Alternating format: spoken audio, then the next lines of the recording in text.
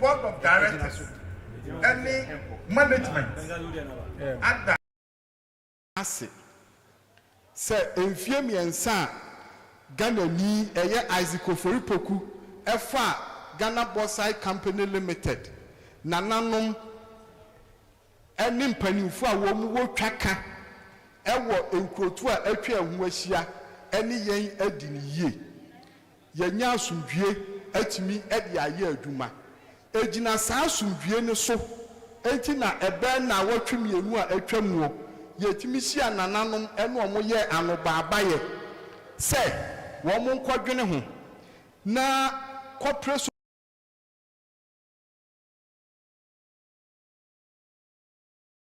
kratasi na wo mo mfa ebetani yen enti nananom yegina ha eya aseda sonko ene bi fi adwuma wura ho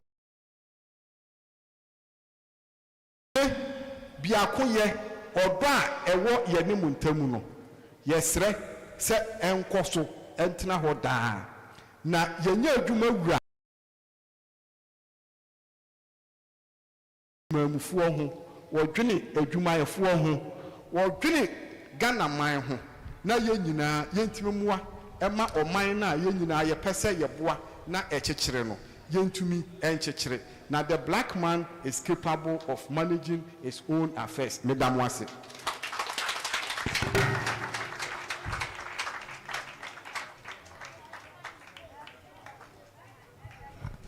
Ipamacho general manager in Sembono ever form. No, why dear. You bet me a dear Chianacan. What's other born some look at saving Kitty for Miss Ramo? Baby, I agree.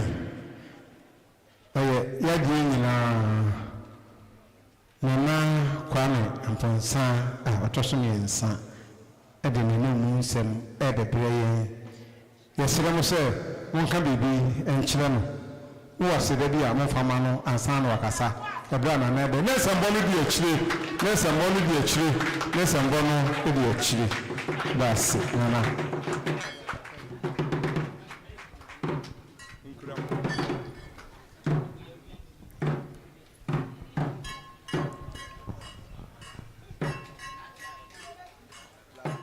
Honorable MC Udase. Honorable Regional Minister Mura Osei Adeo Basape Nana Kwajo Ama Sebibakwai Mahine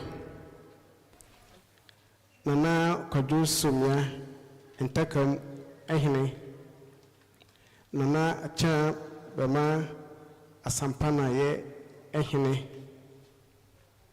Nana Minta Subri ehine Nana Kwabena Apia Otosumenu Atrosu ehine Nana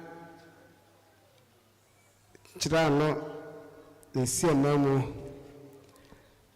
Nana Oja Hoho Nisi no Nana Kwajo Bonya a Otosumenu Adiamla ehine Nana Himamu Nana Moa Moa Hanyina Abibinti Kasime Bo Biedi Awansha na Akoye Ensohe Munina Edamasi.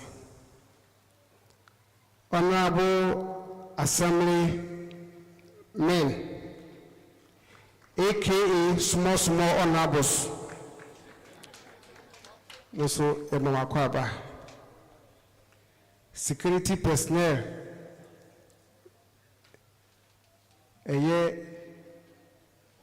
The concussion for the media. Emamuna Akwaba. Said ye, Emsika. Bekaka na dodo nyina no committee chairman ebegina ha no waka GM begina ha no so waka GM Magnology me pacho general manager Ghana Bonsai Company on so ha my manager o ha Ghana Bauxite employee for me so ewa Honorable Reverend Father also ewa ha emomuna akwaba. Said the committee chairman Edikan Dana Dino and a dasronko Emma Awaso and Ghana Bauxite the catchment areas na so na you say and I mean say Ghana Bauxite and liberty jumadi wo ho na omo man sa publicity ya omo de emani dia anka ye twene ka omo de na omo besi na omo wie nanka ye yiri na eproko so let me pa atu se hibakwa amahine ase abedra ha regional minister adaje fela adaje we ni bi enso jumadi atimi atwe no edi no abaha akasefo bebre atwe mo abaha ni enim se sa mope enye he ohu oba kra na ope no so ope so ope kra odi kan atwetwe ne ho ansa nti se mo so mo twetwe mo ho a am se ne kwa so anu no mo anya bone edamase eye efia atwomko bebre de otwe ene na chi na nyame ema akwan ebie mpanyefoni ema omo be discover bauxite ewo Awaso na communities no nkitahodie ene adwuma no eya na ekwan no ewa ede emi bi kura atwomko obetia ne say yafa adwumefo ewo adwumanim catchment areas one person nipa ba konkora na onim na aye adia eni enyan ye da osoro ase say current management abafa adwuma na omo ekura no mse saa anamotuo no abre na se menu adwuma no mu de na metimi akase sisia ne de ye catchment areas emabru no dodo na ewo adwuma no ma omo eye adwuma na ye beben na etimi atomu nchini ama no ayede na ese ye ne kompire no enya nkitahodie na nkitahodie na ye ne mu dino ekwan be so na ena mebetutu ntuma atete amechacha afosro ha akọ na okoduo na se GM ni ho a onanti agu sadia nene mommo empuye na yetimi enimo dinkita ho na edi mpuntu ene entiase etimi aba yentem efitiase no ye ndi atu omanim no omo anje penie enye management na omo twemko ye ne omo enye easy ana me frame committee e ka kiro mo se adisredena ye dia to omanim no mo make sure say mo beje e de aba omo se na wadawroma se de ope chinku ade ye beje e de aba anche na management no esesan ye inshranka trading penakopon fofo ya omo abai omo aso eyemre ye de ko tu omo anumu pe omo se nana wo committee mo kan yate na mo maye America kra bi mo beti enka omo bai se ne yesi omo ensi na omo kasa no tremu de omo paye cho ebe ko chire kakra nti omo pe baabi na omo edikan abehye ase na omo ne committee etu anamoa na nyame eya adom omo benya baabi a ene yetia ye babepa eho entumai ti eda GM ene ne pani azikofori poku the board members ene djuma tori nyina ase se mo mama so eyemre na mo ni committee no enya reference ntakwa bia na mo ma asumdwe ebaye a ene yɛba abepa mo office yi ho entoma office me gyina ha ɛwura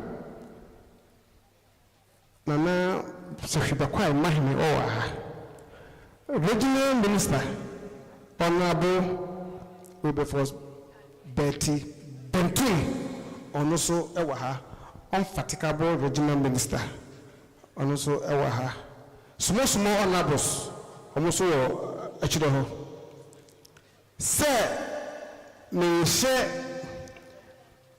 company na ne management no ɛbɔ sɛ yɛn so na namo ɛne ne mpanyinfo botae nti a ɔmo bebie saa office yi yɛn so yɛbɛhwɛ sɛ yɛbɛbɔ office no ho ɛban ama ne nti a ɔmo de office no ɛbɛsi ha no adimu na ɛho mfasoɔ no aba ama yɛn nyinaa na sɛdeɛ committee chairman ɛkaeɛ no mema yɛnyɛ no sɛ yɛbie office no asi hɔ na nso nkitahodi a ɛsɛ ɛkɔ so no deɛ ɛnkɔ so ɛba saa deɛ a na ɛsɛ ɛde adanko adada adoe na ɛyɛ nneɛma hu wɔ general manager mu ɛne ne other managers the chairman himself no ɛnyɛ adeɛ a ɔmo aka no ɔmo ɛbɛsan so atwe asen nti a office no ɛbaayɛ no ɛyɛ catchment areas a ɛwɔ mpɔtam no nyinaa ɛyɛ GBC catchment areas nyinaa office ɛwɔ Awaso nanso ɛnyɛ Awaso deɛ ɛyɛ catchment areas nyinaa ɔmo office obi a woni GBC ɛwɔ ketahodie biara no bra office wɔ na ɛsɛ oni ɔmo ka biara no oni ɔmo ɛmra ɛmɛka sɛ ɛsɛ wotu nsɛmpo ɛfrɛ ɔmo a tonsa ɛfrɛ ɔmo bɛba na deɛ sɛ oni ɔmo ka biara no na oni ɔmo aka sɛdeɛ na general manager ɛkasa no ɔkanya kɔm sɛ papa ɔyɛ ne ho ato asɛm mu kanya ka sɛ ɛyɛ previous management na hɔ no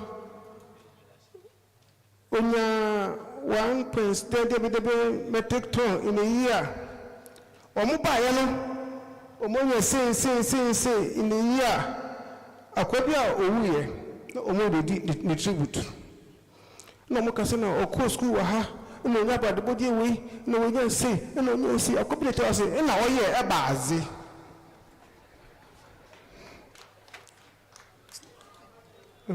oba yana obi nya sei wa nya de oba yana o de wonya sei na wa ya de ntidie ye hwe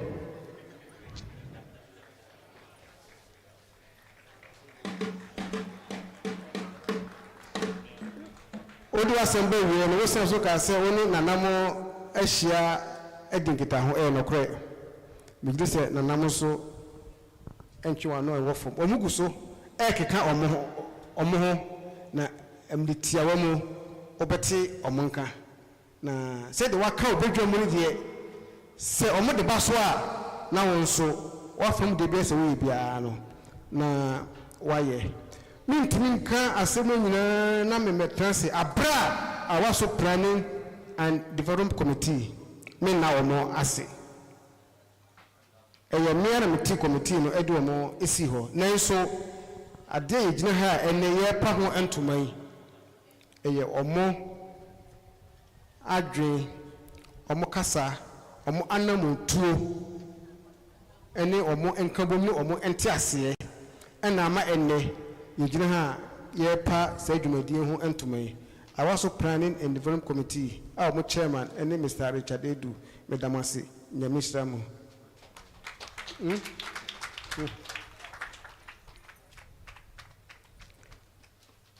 Jim ensem bebre wo ha ese mema waso ete na menim se sa wo ye Ghana ni Oshe emra unni so. O time na di dwumadi no ehye no. Wo ani so. Na mate se enche edwabọ kese bi besan so apie biom. Enu piem a ye beto aso. Je wo nyina no ye beka. Medamase na mishtamu. Upamcho na nansa bon mo fa kese ba kanka ho. Oni die mu na akasa ense obi akoma ato ne yam. Said na bekasa na okasai. Eti ye himpon kese yana na man hin na bebai. Eso ade na no disem ebre yen yana na kojo ama ye be kwai man hin ade enu nsem ebre yen. Eti ebra me kona na hoi na ka ade nsem kakra ma na de bi ma na atraba fo no so mo ye bi na no he aya wo pasa me kansa na man hin na be kasa.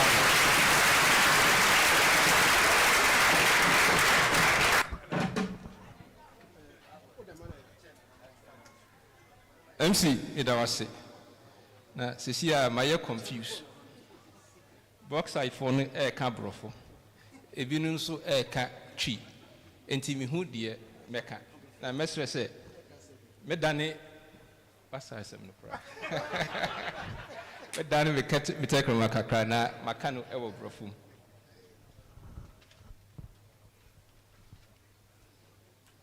The Minister of the Western North Region, Honorable Wilbert Brentum,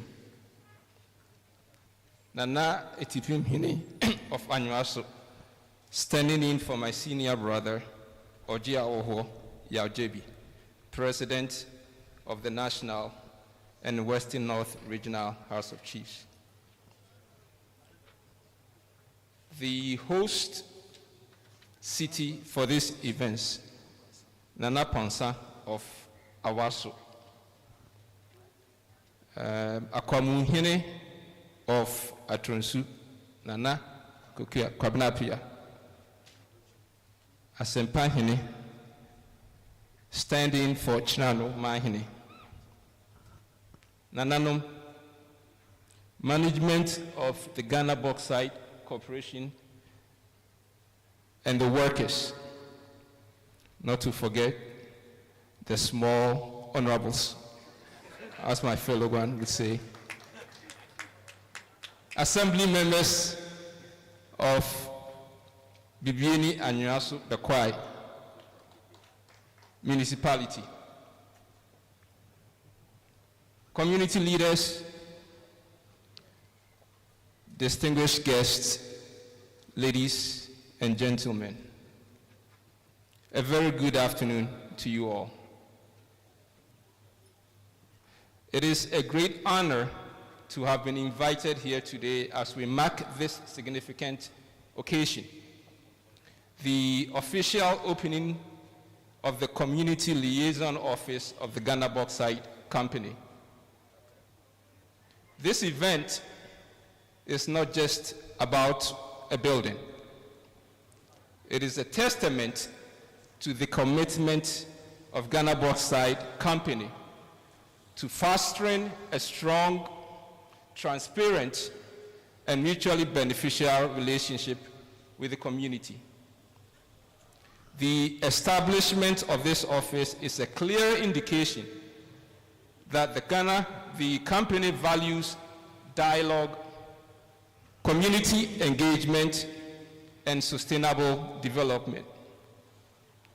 It serves as a bridge between the company and the people, ensuring that concerns are heard, opportunities shared, and collaboration thrives.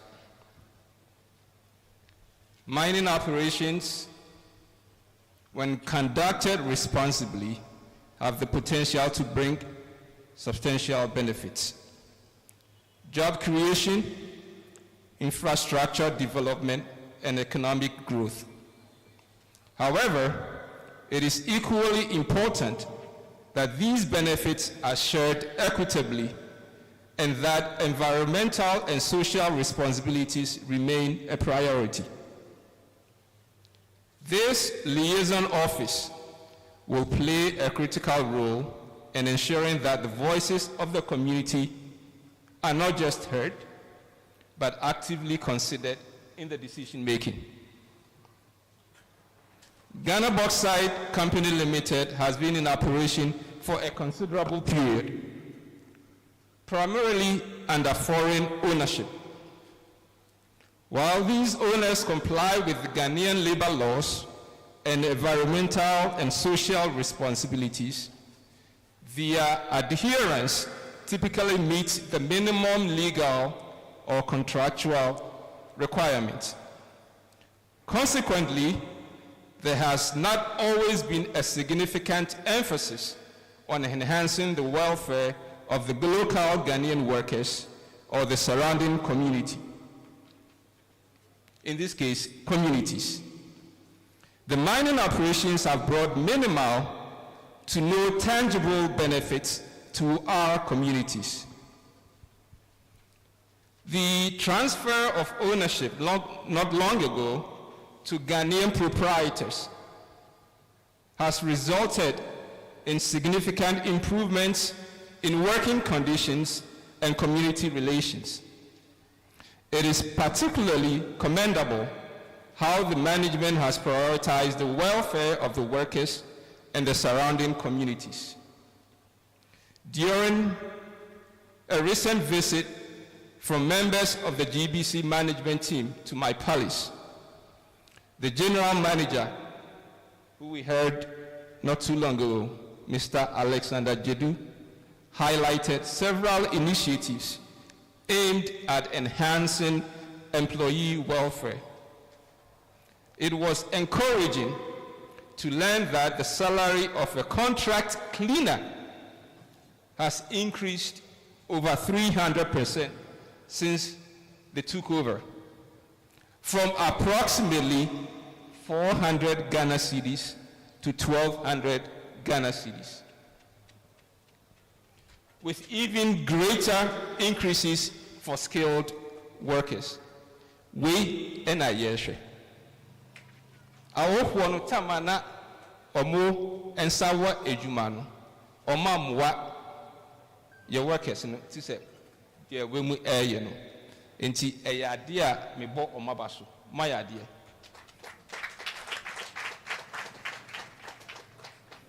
Additionally, Mr. Jedu mentioned that management has rehabilitated a social center, providing a space where workers can relax, socialize, and enjoy refreshments after working hours.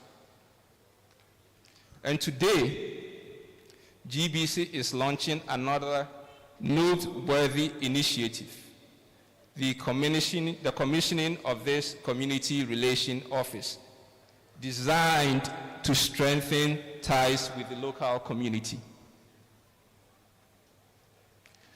To the management of Ghana Bauxite, I commend you for this initiative. It is a step in the right direction, demonstrating that corporate success goes hand in hand with community well-being. To the residents of the catchment areas, this is our space. It's an avenue to engage, raise concerns, seek opportunities, and work together towards a sustainable progress. I encourage all stakeholders to embrace this office as a platform for constructive engagement. Let us all use it to build trust, promote shared prosperity, and create a model of responsible resource management that will benefit both present and future generations. Congratulations once again to the management of GBC and to the communities on this milestone. May this liaison office serve as a foundation for stronger partnership and a brighter future for all. Thank you, and God bless the Western North region.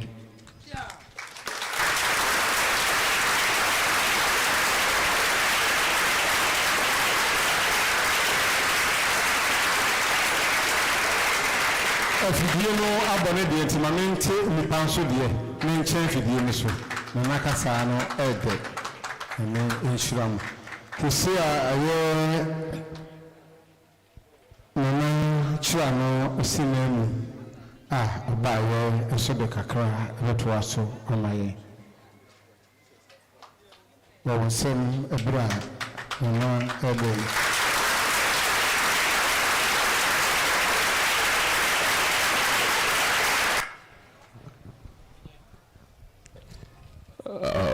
Number boy, a year. It is said, I'm not for a camp of 4 any tree. Assassination, as I for assassin. It was said, dear Kumakasana, so a assassin, and so it was said, yeah, dear.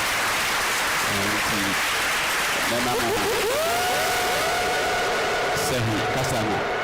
Now, Monsieur was a man, Madame Assay. The number boy, you are Madame Assay. Mama Bora Akwaba, Mira, no Mira, Basape, Bakwa Mahime, Mira, Bumini Asimo, Honorable Robert Brintum, and she, Mama Akwaba. Awaso Nana Kwame, Mama Yaya, Mira, Gia Hobo, Windsor, Namubo, Mashio, Nana Mobi, Mashia, being creative. Mede Massey. Na manager and would no work can enjoy more about to talk to Topin by, but to Tongain by Sabafa workers. By Nichi. You could shoot a Quebec cemetery and go by a human and creating a Bassitman to Bassa. Bassitman, what to Bassa, and your big school cinema. Beda Bassitman walk or Sobrania or to Bassa. No catcher, a Brofono crab, and go by and this and a trainer bang watch of Bebassan. It is as a son of train and creating. You see, I die here by CC if I'm a better the fire the issue. It's manager, Mr. Some more Bocadia. Idemo Bokae, Naya Padia Bomofer. Now reward Yemofer Mayen. Ko Sulu Konia, Bretlanwa, Awashua, Nwokeka 1940, 1979, 1960 Awaso, Oya Rabo Punya Vengeance Nemo, da dango. It was upon Scarborough Massafa, Honan Kuro to Bomafa Imu Kuruyen, Yasituni Alawa. It is Remo, some of us can be for a fair na Modia, I don't know where. My assistant na boko so in fact what very bad Denver good and about site the video so in the abundance of water the food is tasty or turns you come then or turn the come then ebini etimano intimaniga men say men say adagino sikane de monya but the monya is can free and there ehonye mo hwe na musisi ye hoyi madam ase.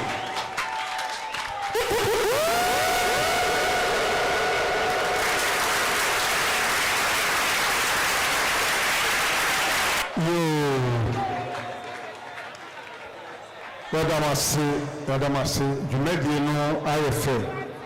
Said the kind no a penny for a woman a year. The Nidioma, the Anidi a son. A year Nana, and Nasa and Penny, a minister or tonight June. Or no, and our young guest speaker. And I say, the Penny or tonight June. Or the Nalusia, a cattle no, a baby, and Sana, you reach me, a child and home, I will.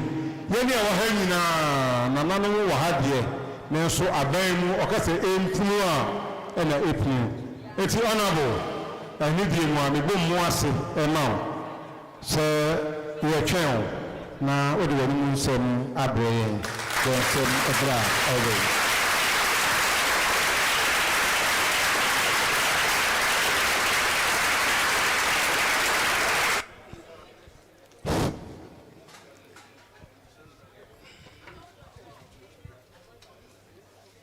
Thank you very much, Mr. MC. Nananom, distinguished guests, members of the press, community leaders, and esteemed residents of this noble region. All other protocols observed. Distinguished guests,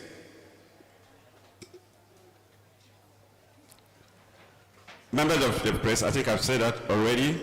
It is with a great pride and profound sense of responsibility that I stand before you today as we gather to commission the Community Liaison Office of the Ghana Bauxite Company.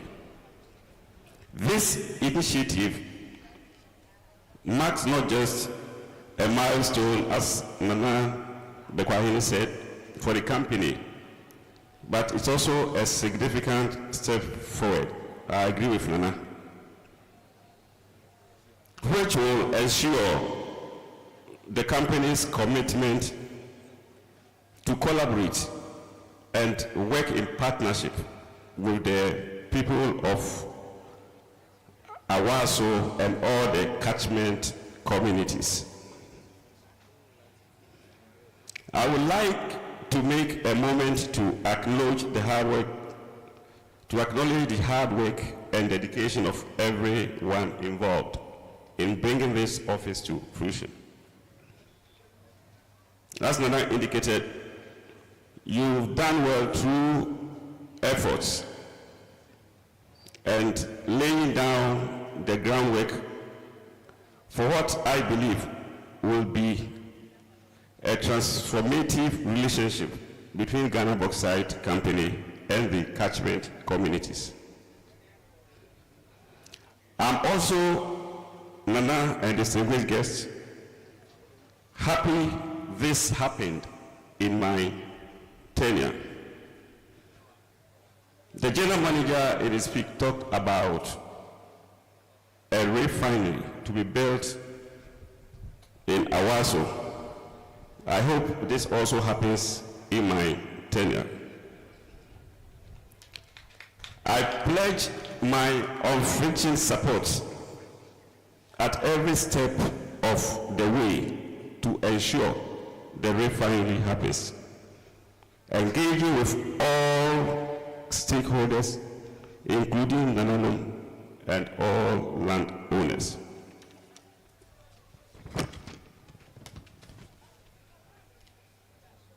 The establishment of this Community Liaison Office, I want to believe, is a department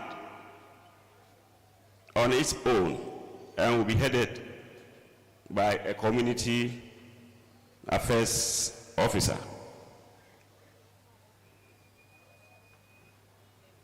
Through effective communication and engagement, I'm very sure with all the progress that the company has made, more will be seen in the next coming years. This community relations that has been set up after so many years of work by GBC will bridge the gaps, address all concerns from the community stakeholders. It will serve as a link between the company and the community people, ensuring that their voices are heard and that their needs are also prioritized. If this is done in the way we expect, I can assure the management of GBC that the needed social licenses to operate will be there for you always. We recognize that mining can bring both opportunities and challenges. It is a responsibility of GBC to work hand in hand with the affected community so as to ensure benefits are distributed on a win-win basis. The resources belong to the catchment community and they deserve to get their share. Just as Nananum and my good friend who spoke in our native language emphasized. It should be seen that GBC is working hand in hand and also ensuring that the community gets their share of the benefit. We can create the enabling environment that ensures accountability, mutual respect, and transparency through this office that has been set up for the Community Affairs Department.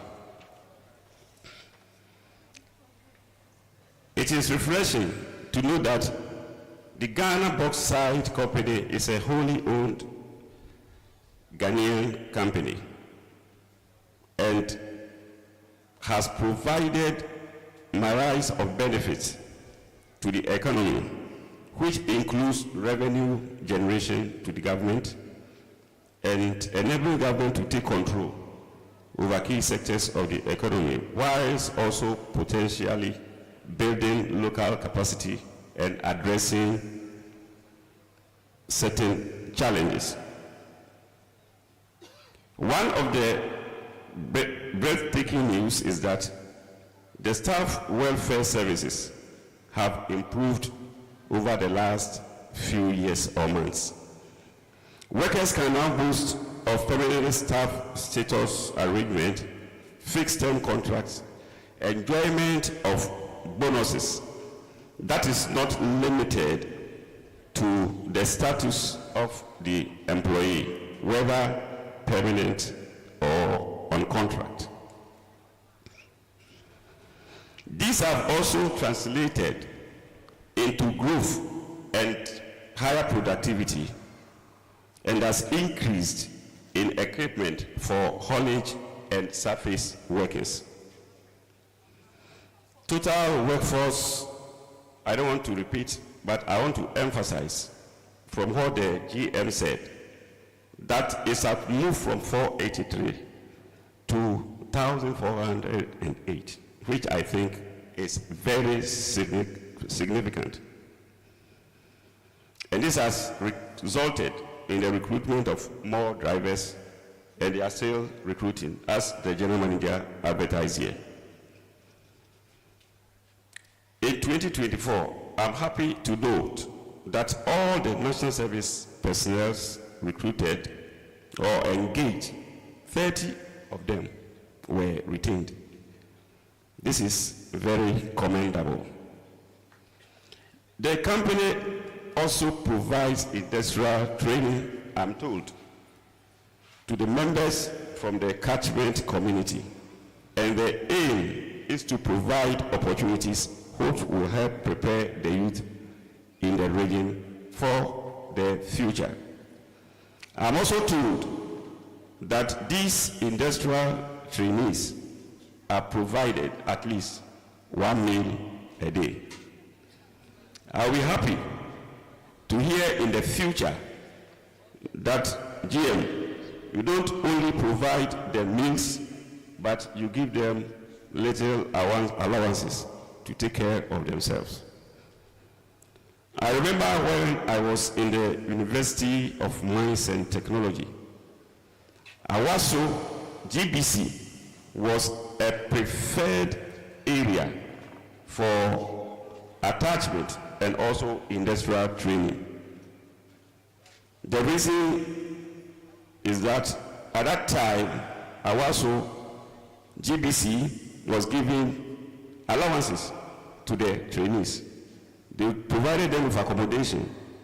So I want you to take note of that, so that as you grow as a company, you embrace this idea of supporting the youth in the community to have the experience which you will require anyway before you employ them.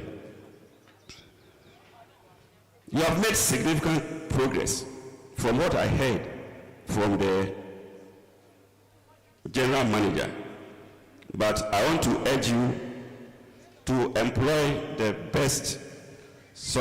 continual improvement model, so that the next time we meet, you hear different success stories.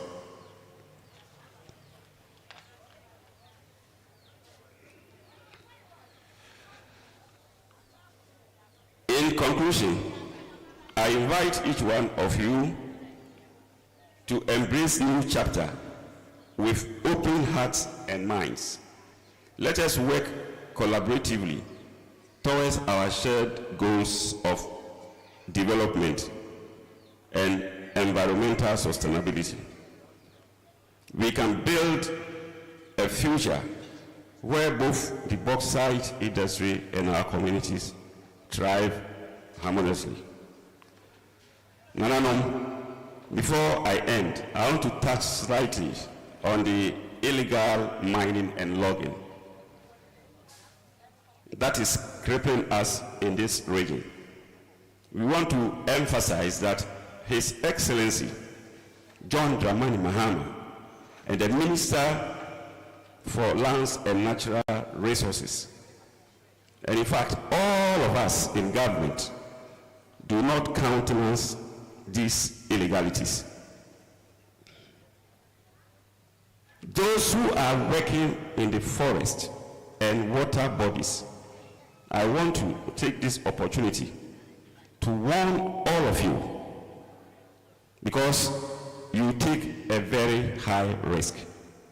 As a country, we know that we need mining to survive, but we have also taken a very strong decision which reflects in the law governing mining that we don't mine in forest reserve, we don't mine on water bodies. So I sound this warning to all people who are engaging in this illegality, that we shall come after them. And if you are my friend, you are my family member, once you fall into that trap, please don't call me, because there is nothing that I can do to help you. I emphasize, mining in the forest and in the water bodies are not allowed by law. It's a decision all of us as a country have taken, and we need to work with that. Those who are working outside forests, outside water bodies, can meet the Minerals Commission offices to ensure their activities are regulated and formalized. You see, we all having this good time with bauxite. The Ghana Bauxite Company, they are operating legally, so they can come out to organize a meeting like this. That is what we want. We want to promote mining, but we want to do it in a manner that is lawful, that does not destroy our environment, including our water bodies. Thank you so very much for your attention, and I look forward to the fruitful engagement that lies ahead through this community liaison office. But before I sit down, GBC, I'm also a professional miner, so I understand whatever that you do very well. That is why it surprises me that for a very long time we don't have a community relations office. It is good you have it now, but it should not be there just for being there. Let us ensure that we utilize it. Make sure that anything that you are doing in the company is brought to the notice. Not everything, but anything that you think the community needs to know, please let them know. Have a very big notice board at the community liaison office and post all these things there, so that there will not be any mistrust. Mistrust actually breeds misunderstanding. So let's work together to ensure the sustainable growth of GBC. Before I sit down, management, thank you so much for the good work that you have done. Thank you.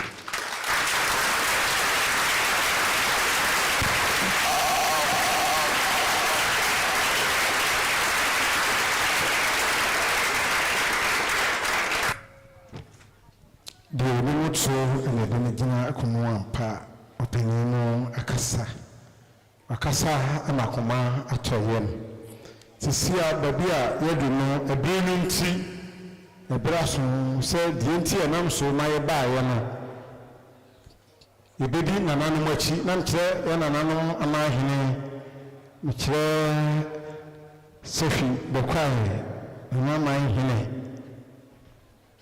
Afi na amahine esinema obaye nana original minister ene bedi eni nana amahine mo aka ne ho na ahemfo na eka ho nyina so abo mu chidom na yakutwa ahwani mo amana ye fe nana ahemara mo nyina betumi ataye chi ebre aye ko no esanse nana no anani ye konti nana abasohene when you see now, so the Canana Mama in a home, and then another Kahoni in a Yakuta.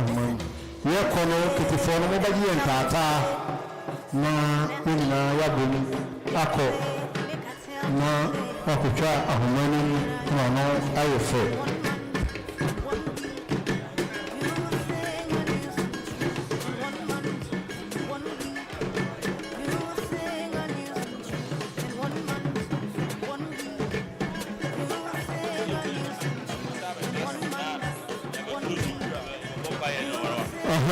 So you could try when whatever that's massive. Now, Chema, the summer, you catch when near the Asidaba, the BBC near the Atuman, and my Eboko. It's Nanano, and I could try and when my Yutumi, I call office for my SAC, so you tune a whole office, Anna. My name, Anna A.B. and me. Anna was a maker home, Anna Sampana, number the phone be so now I have felt.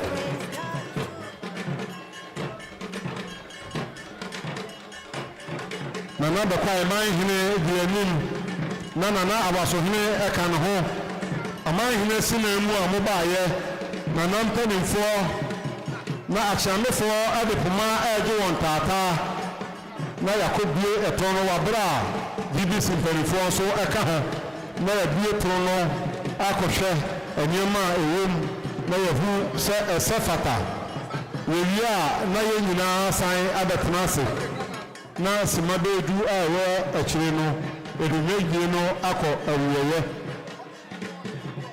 Nananum Oguso, Amamere, any Amania, no de Akucha, and Homanim, no to me, Ako, a dining, Nayakofe, near a room, Aso, a se effata, Nananum Ochem, Nananum Orum, Akofe, Emu SAC, said the immunity, Aso, a sefata, say a yedumano, and Nifasua, no, Nananum Ayadea. Give us in pen in France, so I are dear. A cruma and the committee, so I are dear. Sir Yako Agin Krum, near who's away, ever to me, Abua, Sa and Yeno, Neo Chema, I are dear. And pen in four, I are dear. Nifasua, no. Adia air fair and a SC Awaso. Adia air Nika and a SC.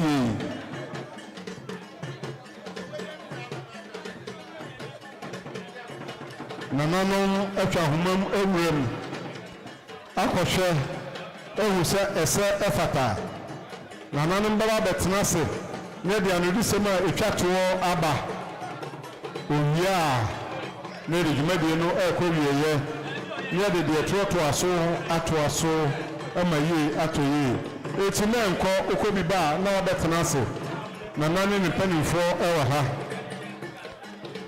Owa Richard Ebu Oni ojuma yefo wedamase ade a efe anamaye no motu anamampa nyame inshira no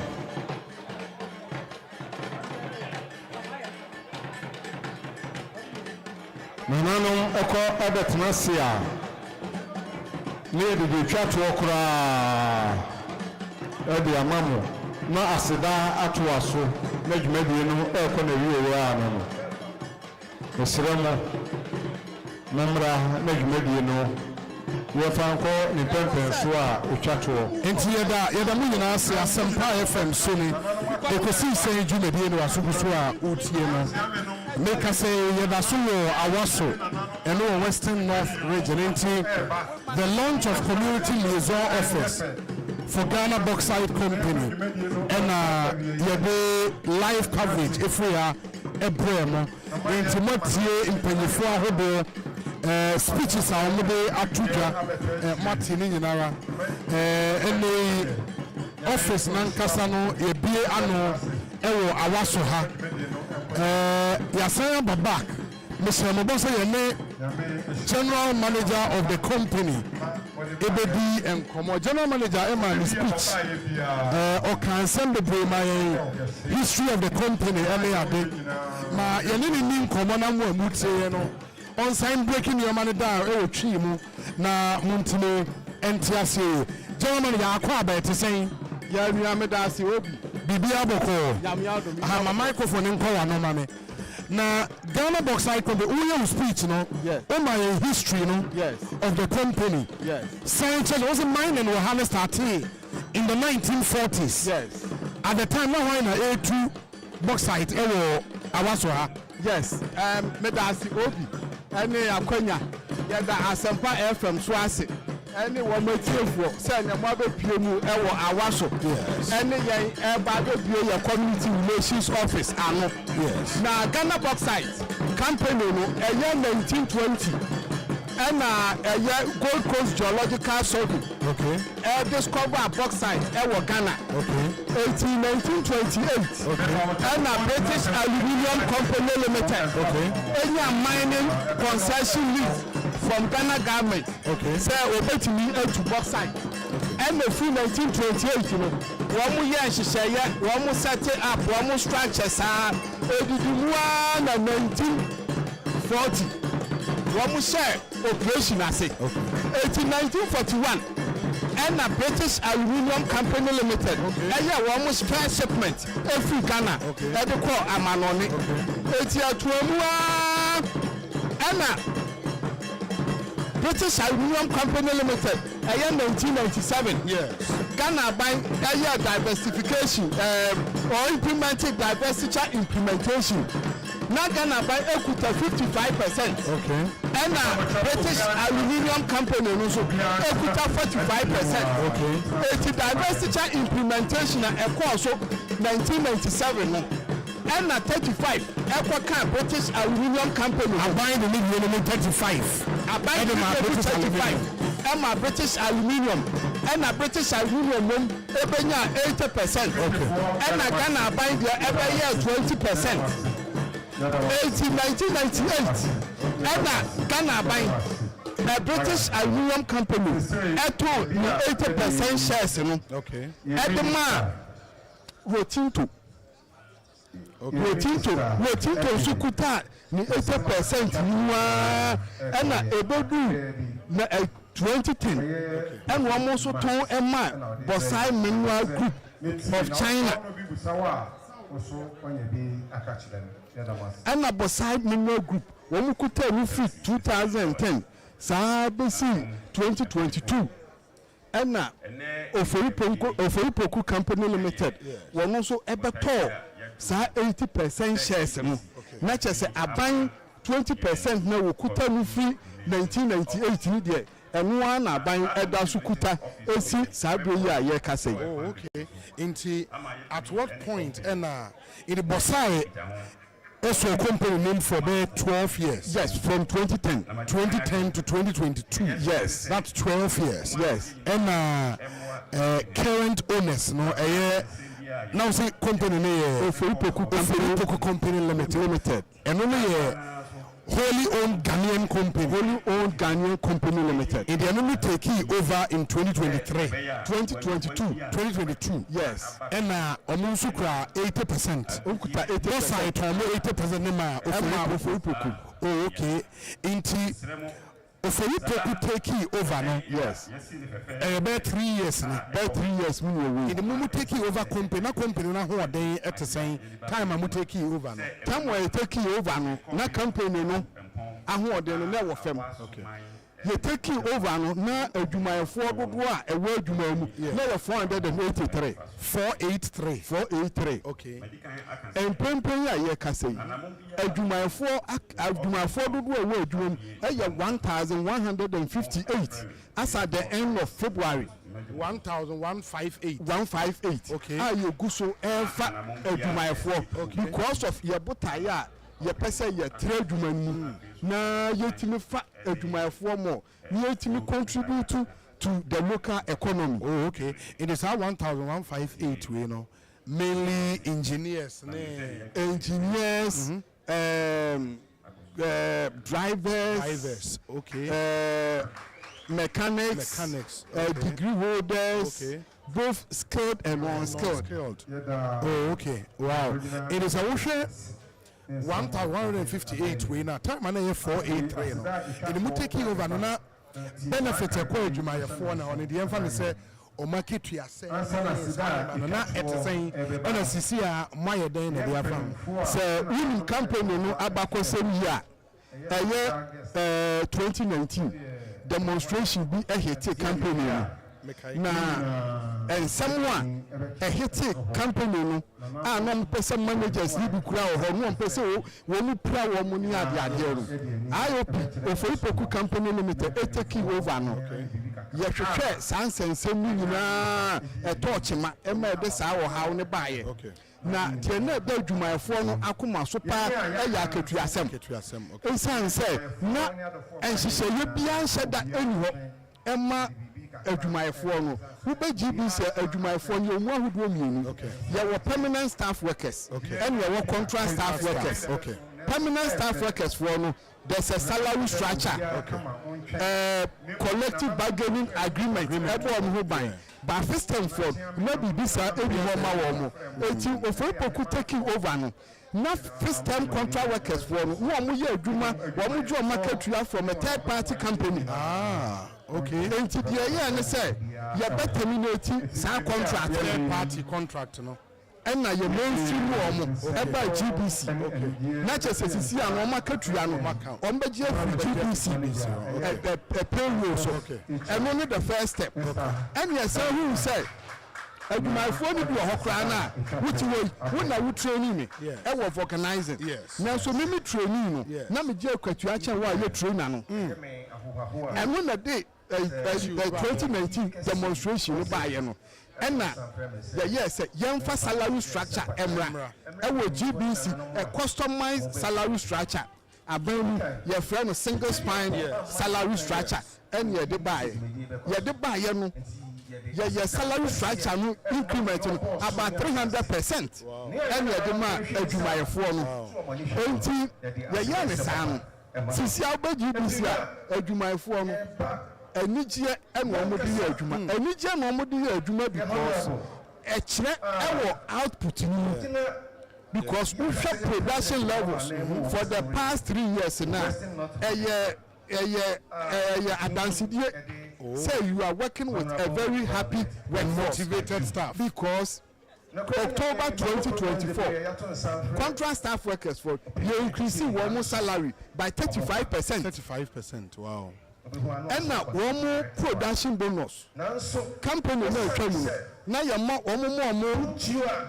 tabletop 400 series 300 series and bisa contract staff workers for no say bonus one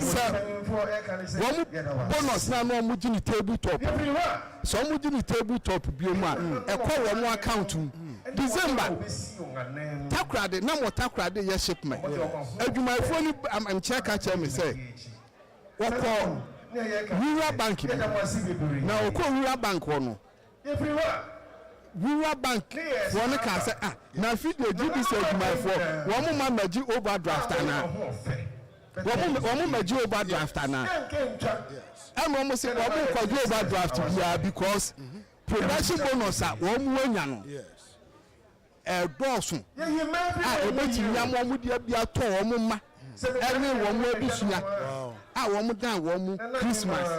I don't want to go into private matters and come up with production bonus adwumayɛfoɔ no bi ɛnsa kaayɛ ɛwɔ the year 2024 deɛ yɛ ne sɛ the same production bonus number of days a permanent staff wɔn nya no ɛno saa nyɛ betua ama contract staff wɔfoɔ wɔn mu nya 2.5 months production bonus the same number of days and a permanent staff workers yeah but na enfia etwa mu ansa na ayo oforipoku be take over na say no baby asay ne na sisi a wo staff strength na 1158 no contract for the doors say permanent for no contract for no doors check permanent contract for no yeah about 90% of the total workforce. Okay. In this year, no, based on number of staff, I'm offer any motivation. I'm the production levels, so improvement being from time I will take you over. Time will take you over. Year 2022. Yes. Production was about 700,000 metric tons a year 2022. Okay.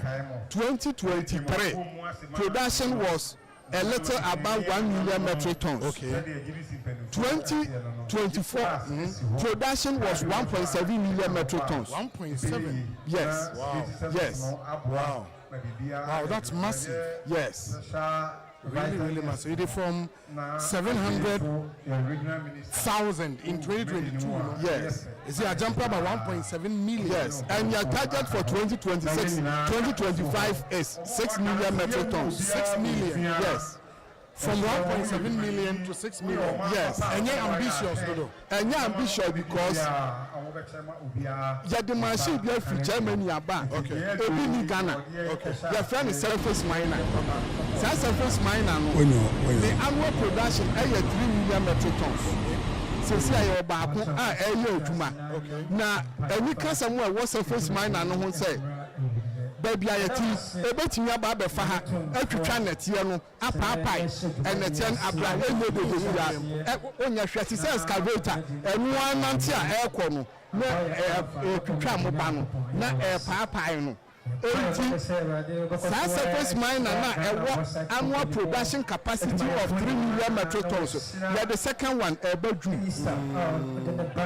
and based on how many mu bi agu akwan mu no you think say moving from 1.7 million to 6 million possible ewiase botaye bi enu adi si wani so a enye yi ntimi company no etna se over 80 years no under OPCL over 80 years under OPCL and it will produce 1.7 million metric tons.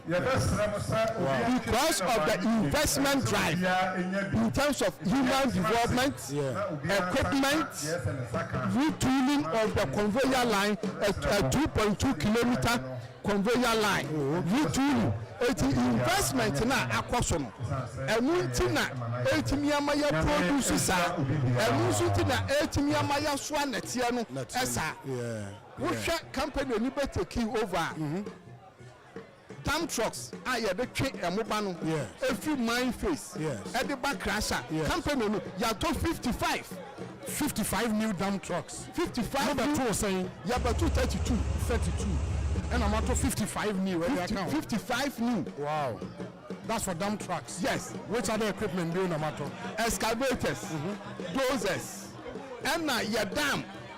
Your wash no kogu. Yes. That dam no ayema. Okay. It's your customized long boom equipment. And in some way, it's what you need and it's every okay. Na eno aboa yɛn ama time bi a yɛtumi ayɛ wash production na atumi asan so aboa ama yɛ minimize the cost of operation anything na yɛn akasa yakɔtɔ yɛ long boom equipment. Okay nti eno no ɛyɛ good equipment na the dump trucks in the day, they are fine, you know. They are fine. The who trucks be a while. Yes. A fine, and the baby are more washing. Yes. And only dump trucks. And only dump trucks. Oh, okay.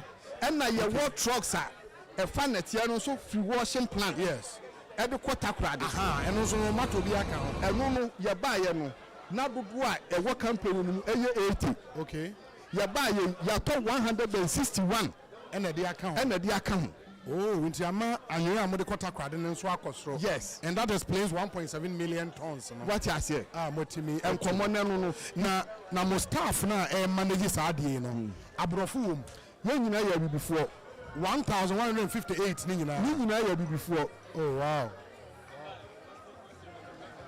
Before. Oh wow. It is here no foreigner.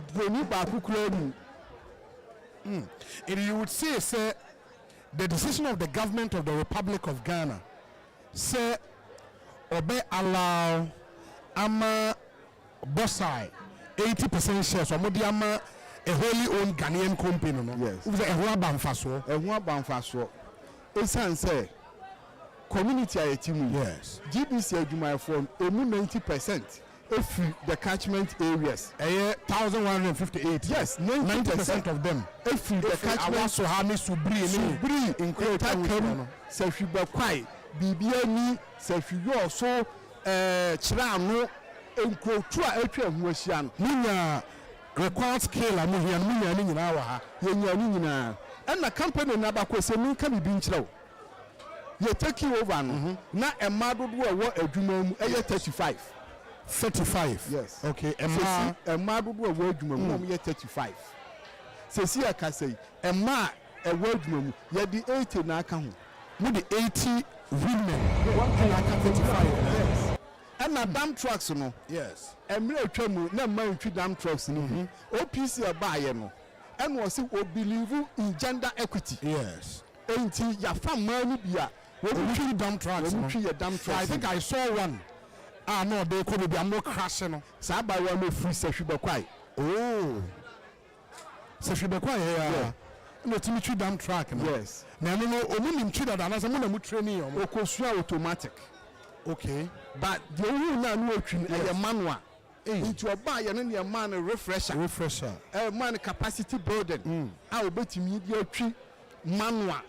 Because what would say, so what the man automatic car. Yes. We between manual Obebre is true. And we fed the cost. Yes.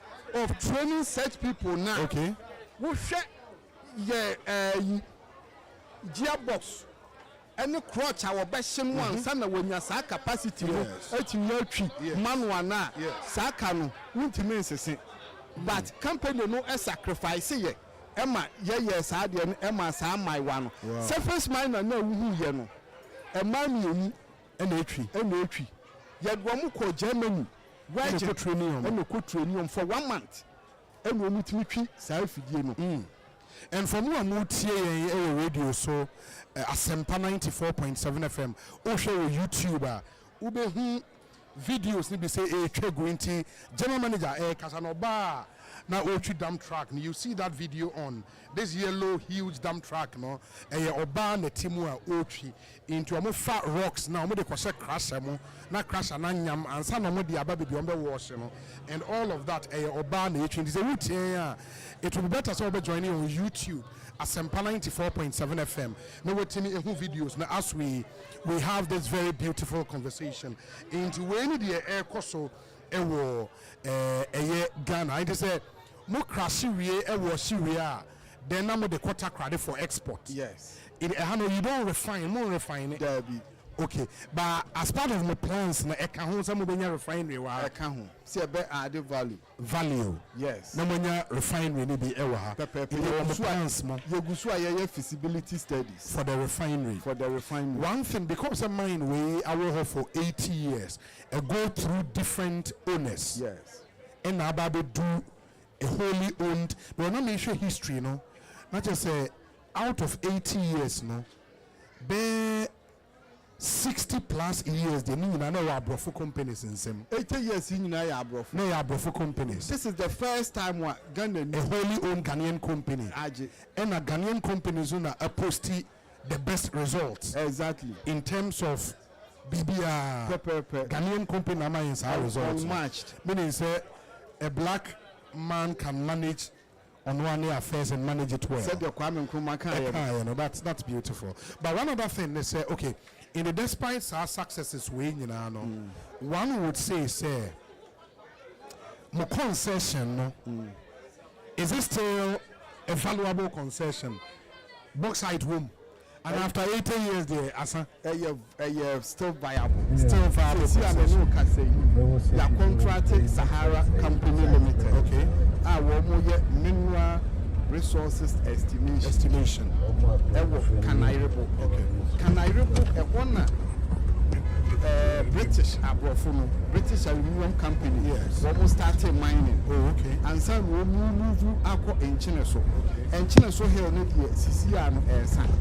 Canairable here, the staff bank, senior staff banker. Yes. The administration block. Any baby or junior staff won it. Nina at a bauxite so. Nina is a bauxite. Nina is a bauxite. 80-year plan. Okay. Yaji asase across the street. We be relocating. You be relocating staff in future.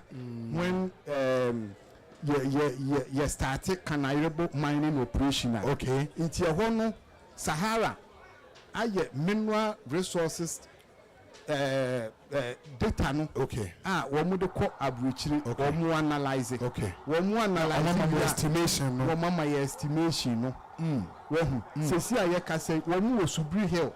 Womu ye drill. Womu share honso de. Womu share honso. Anti mo concession hills. Hills. 5 hills. Ayo oforipoku take you over no. Yes. Na 3 hills. Okay. Canairable. Yes. And China so any subri. Okay. And na 2 hills etwaso. Fumba any bukakri. Okay. And na yede yaji sa mining lease no ebi aka ho. Okay. Obi eni gi samu ho ne say company no abakwasem the mining lease over 80 years. You ratify that. Really? Yeah. By Parliament. And core Parliament may ratify. Core Parliament may ratify that. But under the Ghanaian, I would nimra. I would dimra so no. Washe. I'm ratify Parliament. I'm ratify Parliament. It is lease for 30 years. 30 years. Renewable. Ratified by the Parliament. The 8th Parliament. Exactly. Oh. Wow. Wow, that's really good. Great successes as far as my production is concerned. But I'm saying, speaker after speaker, I say, making sure that our successes will reflect on more catchment area, mainly Awaso, in terms of more corporate social responsibility. Of course, meaning say for every mining company, 80%. I buy a carried interest of 10 and almost another 10% shareholding to 20% for government. And no mining 80%, mutual corporate tax, yes. Mutual payee, yes. The mamo staff, yes. And mutual royalties and so yes. Good. Say I buy a baby krona. So our taxes now mutual I was buying ADBA. Now so as a company from a profit, my corporate social responsibility, the amount for our social harmony now. In the last 3 years, what do you have to point to? So you're taking over as a company. Neoma yama a catchment area any. Obi, and a nijida, a sign a reward. His son said, company need abrofun some every 80 years. Yes. At Naya Yebiani. It was a community liaison office. For the past 80 years, not only community liaison office. Derby. Any of your catchment areas. Derby. Ebiniho. In the very first time among your community liaison office.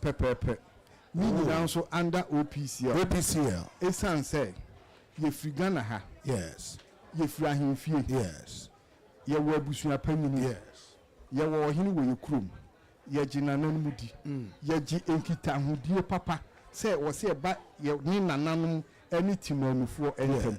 Enti community liaison office no ohwa bipo na se ka anya ready na wo bi wo assembly also the ma community or the ma company na wantimi ama ne kasaboa ehyeneyem iti office die obetimi awura ho aba na wo de or concern bi a wo de aba de benya staff wo ha staff no yafa wo mu dada wo mba sha adwuma se 1st April ya NGBs ne betu omo ka betu omo senate wo mu taxes nyina ye betua ama wo mu ya di TV edna na ye bia bo ho nkonya bibia wo ho the modern office ehia ya ye na bi wo ho e di ama wo mu eniji samo wo mu no say e multi TV so ne atodi abode.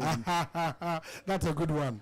When it mash Adum TV, I should join news ni bibia. Your mother company. No, way too much GM. Inti aside that, no community liaison, fantastic initiative. In the at least community member be our concern obetime edi abaho. But beyond we know which other impactful project enamaye.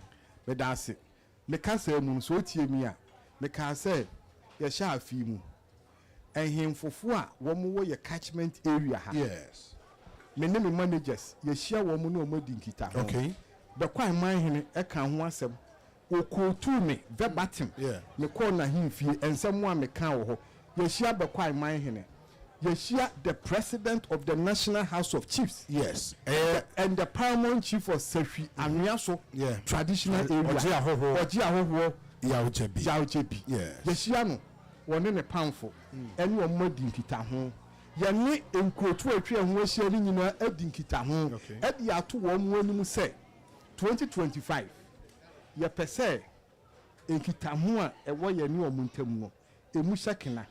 Enti ade da wo mu akoma so no omo nka nkyere ye na wo mu nka nkyere wo mu ano keke wo mu amfanto krata so wo mu nsan ne da bia semunti na ya file na ye wie project no na so obi ka se mo anya needs assessment enti project no ye mpa ni atwe sa afa no e de akere say ye mo na mo de baaye enu nti na ye gina so eyeye wo de no kra to nchen enu de ye on a lighter note say wo ye project a wo mo ye beneficiaries no wo so obisa wo mo emu mo kire de wo mo pe itu wi a na atimi asave wo mo interest na san so ye useful etu tie ya awaso ehene wo kan say enche kra no say mu aye no wo mo de ba bedan ye ni etu hu anamo Awaso ahimfie hwe ye chi ha eno na wo ho no ahimfie na si ho no East Legon wa chi he ye ahimfie ena bua ma ye si ye GBC ne si sa dan no GBC ahimfie Awaso hene fie no Awaso ahimfie no wow, but that's a massive project. Eno no kire say un say ye Ghana for ye nananom di yes and ebu e wo say ese fata no say nyese community liaison office no e wa ha yes enka space e wa himfie ho no enka ho ne e betena aye dwumadi no. It's a big place. It's a really big place. I mean say obi betimi atwa e de abron ya na omo a etie yen e hwe na timi ehu bi Awaso ahimfie nana mekire Awaso hene eba ha be kasai ebo company na baso ewo ekwan bebre na eso. It's a really beautiful facility. Yeguso ka say you show the picture and a video of the facility na munyina motime ehu ahimfie we there it will pass as one of the most beautiful across Ghana. Very beautiful project. And Obi, corporate social responsibility no. Eye no ma bebre. Sure. STEM school ha. Na nse no mpeso mo ye park. Okay. Into omo de bedan ye. See emfa ye mfidie no boa. Yes. Ye the excavators, ye the dump trucks, ye the dozers, any field loaders, emma wo mo na awotwe. Okay. Ye fuwole ye. Ekotwe net ye be fele ho. And omo de ye park. And omo de ye park no. Wow. You will know your cost. Yes. Fuel. Yes. Enyago. Yes. Awaso aye we any atrunsu. Say opesi na mfuturo ba. Your water bowsers, your fele. near the water. Yeah, the water on regular basis. Pro tools bar, you feel it. Ya koto rough compactor, any smooth compactor. Okay. Feeder wheels, you know. Yeah, the compact said you're very strong. Brano. Yen nanum. Afeso na womu konya ho a womu de bedane company no e ma yeso omo asene e womu di womu afinhia na okay a free compound ko atronsu na gata bi da ho gata na da na ya ankure wunu ankure barrel yes ankure en na no omo di culvert assemblyman ni gina ho no busa no ankure wo ya atronsu assemblyman ankure en na e hye Yakoto culvert, one kasasa ye GBC worker. Okay. One your construction head of construction. One you supervisor ye for the construction of the project. Wow.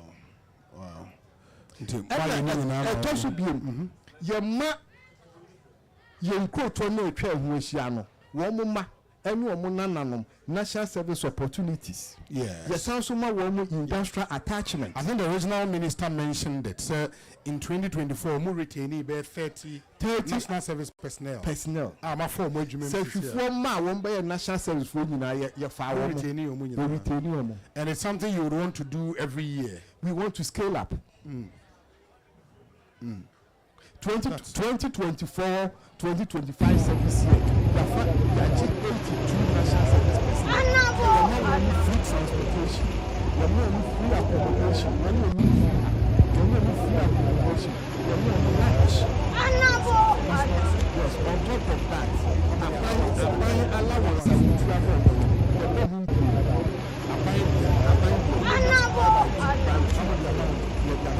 Free accommodation.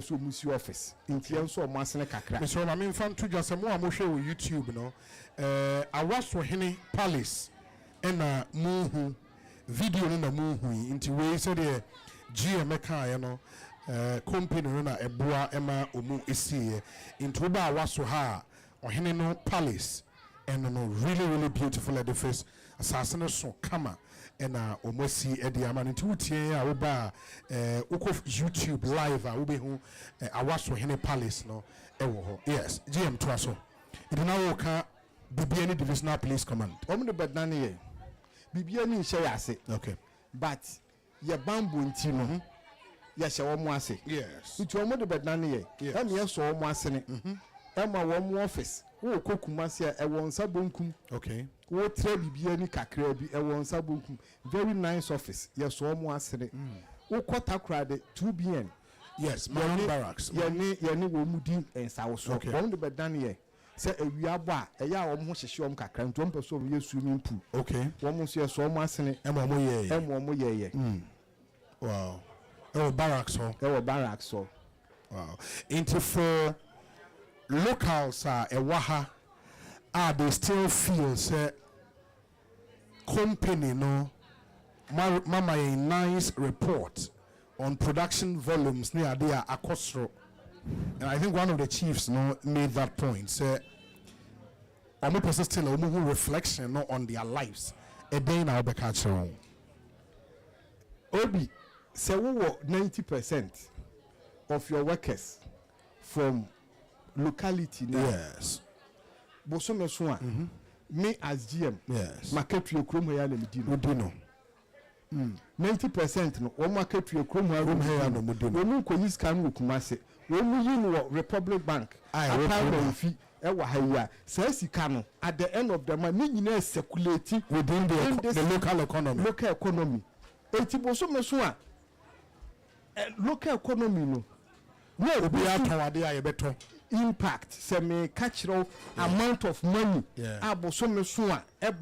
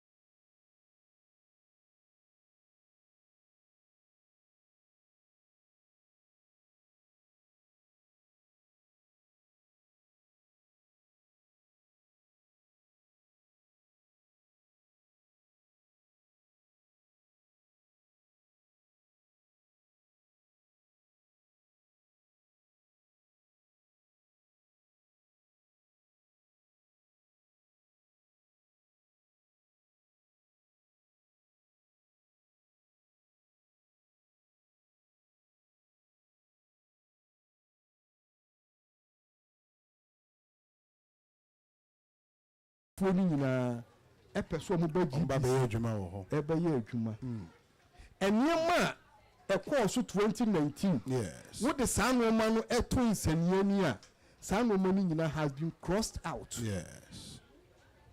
Wow.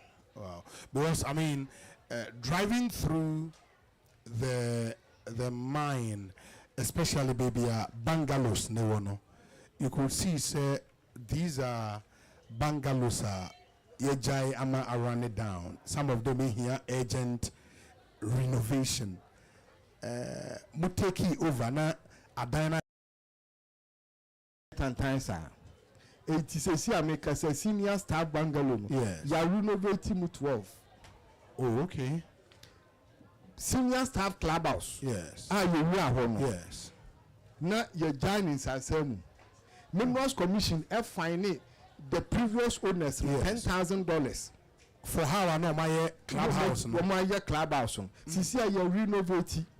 Ama renovation no. Your man penny a wenye ni baby ko. Yes. Flight Lieutenant Jerry John Rollins. Yes. Now we're back GBC. In penny for Ghana penny for GBC. Yes. No mo baho ebe golf. Ebe senior staff clubhouse. Ebe tennis. We mean tennis court. Yes. Eni nyina ye na renovate. Ni nyina na ya abandoned. OPC na renovate some recreational centers ni nyina. We are when see ye executive launch. Yes. It's executive launch. Na nanom enidi wo bedwam impanimfo bi wo ho mu nidi wo bedwam sa executive launch ne ya ye se wo ba ye gi ahoho a ye do mbewura sa executive launch ho na wo makeka wo nsa ase wo ko compounder junior staff clubhouse. Yes. Under renovation. Oh, okay. Obi wonu a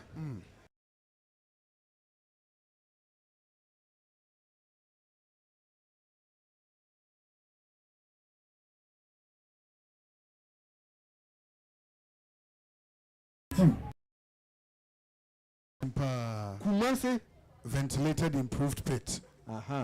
And na workers no eko eso yane. You see amo ye na fofra. Ya ye ni ke yes ye mine no water closet na ye ni water closet come on. Biogas. Wow.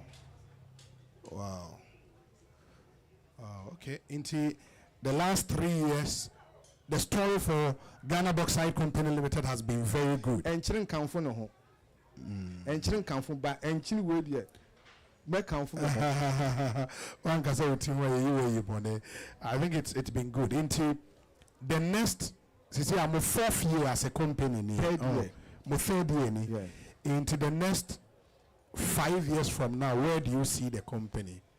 We say we are very familiar with project management indicators. Yes. We started project at year 1. Yes. You don't see much impact. Sure. Year 2, you don't see much impact. You begin to see the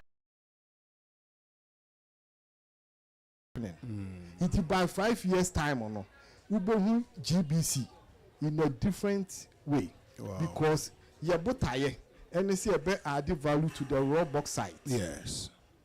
Yehwehwe asase na nanu madaroma wo hwe said ye bekwa man hene kan ye ya wo mu nyina 3 paramount chiefs wa ha oje ahoho kira no man hene sehwi bekwa man hene ye ne wo mu tini ye pa wo mu nyina eboa ye ema ye yi bekwa man hene Yes. etu nanu nton se bibia wo beye ebeboa ama mi speech ni mu de ndu tu dwa ye botaye refinery obeboa ama maye because woni esunsunsanso de beba. Yes. the local economy people will be responsible. There will be changes in their lives. Yes. Yes. And only ye botaye na ye botaye nso ne se adwumayefo a ye ne omu ye adwuma no wo mu asetenam ebetumpon ye ba ye buses a ye beto ye no ya to 3 brand new buses. Sisi America said by the end of April 3 new additional buses eba Buses I know then e fa adwumayefo okay. Esan say wo mu a na wasofo atrunsufuo chira no subrifo de abedan say school kwala ko baabi nti omu hia mo bus nti ni nyina ye corporate social responsibility support dem obi ye wo hospital hospital na ye wo no mine no hospital ye wo hospital okay you provide subsidized health care Emma Kromai for United me baby wo ba ho nko ade a oh okay iti malaria duro health insurance die wotua no die ekoto no abonten no ye subsidize it Emma workers your catchment area for when be gina so buses no e fa wo mo edu your buses na nkasa enso fa school mo fra no ekọ kana so school ewo edwuma mu. Oh okay. Oh wow, that's really impressive. I mean for the opportunity to come all the way from Accra. Sometimes one cry you don't get to appreciate story ni until say wow bad when ni ababi ho. And I think going through the minds any bibiano we've seen everything for ourselves. In some now work and yes say ebia we are disconnected from the reality on the ground. Ya be any etumi eho enti from one mutie Ghana Bauxite Company Limited ebia wate you know your GHS your social studies your ka bauxite you tune wa here Ghana ha Awaso and nyina ye kan tie we are live from Awaso now oba after 80 years of this company being in the hands of foreigners no finally over the last 3 years a wholly owned Ghanaian company na take it over and the result is obvious for everybody to see. Share improvement in production levels and Nioma Ekosowaha. It's a beautiful story. And Ghana Bauxite Company Limited, you know, yehu under the new owners of the company. And we hope, sir, long may this story continue. General Manager, Yebedase, wish you very, very well. Congratulations to you and your team. Right. Na Mami Akonya. Okay. Na Menda Empanifua for the past 3 years. Yes. Okay. Yeda Sehwimaya ase. Okay. Yeda Ghana Port and Harbours Authority ase. Yeda Minerals Commission ase. Yeda Environmental Protection Agency ase. Okay. Water Resources Commission ase. Forestry Commission ase. Esan say one more futuo, one more shesheye. Enna ekoso ebua company no, ema company no 8 mpon. Na Takoradi port ya Takoradi port expansion drive. Okay. Supply chain ya hwehwe all the issues within the supply chain. Takoradi you take you over no na loading unit ya do Takoradi 5 tons. Okay. Ya to cat 990 25 tons capacity. You betimi the unload vessel no and tentem. Esan say vessel won't me unload no tentem one. Extra day be about to be an company no book $30,000. Really? Yeah. Ya just secondary stockpile area land Takrade, about 20 minutes drive from the port, from the 12 acres. Your secondary stockpile. Said your expansion drive or a PCM. You bet me the Tieni Bioguho, not Tembiano, your battery Netiano, and through the secondary stockpile, and you called the main stockpile. Your lab analysis, your real shipment, your Amsterdam by SGS and the Koye. Your new SGS, I and Shishay. Ya set it on site lab. You been managed by SGS. SGS ne been managed at the port. At the port. It is an only assay lab now. Assay lab. And we get for external buyers. Okay. Buyer work for our domestic use. Okay. Which is Awaso. And also your retooling. Okay. And no anti takrade diano. Your resource no Hollanda, edi bebo some ansana ba. Basa ha company ni sikasem. Enti ye de sa set up aba port no within 1 week ye nsabeka resource no. Okay. But it will be managed by SGS. SGS. Omo ababa Ghana ha be as part of the partnership. Na wo hwe takrade a na your office e wo honye. Ye containerized office. Okay. E wo takrade port. Okay. Said ye staff wo no ebitimi atena baabi ye. Na womu aye adwuma na omo so ho atom se womu ye GBC staff. Wow.